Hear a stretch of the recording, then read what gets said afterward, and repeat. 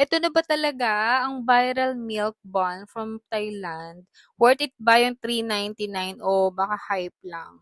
Kaya naman, titikman namin siya para hindi na tayo manghula, char.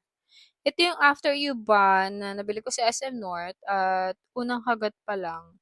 Mapapansin mo na sobrang pillowy, soft ng bread niya. Quality talaga yung bread.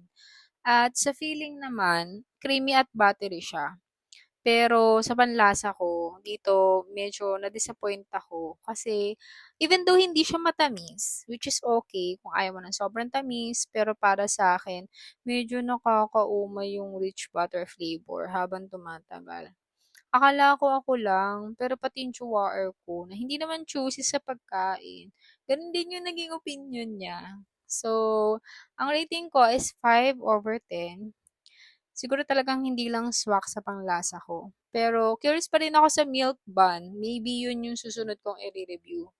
Kaya kayo, natikpan nyo na ba yung after buns, after you buns? Anong flavor ang pinaka-worth it para sa inyo? I-rate nyo nga sa comments. Baka yun na yung susunod kong i-review. Ayun lang.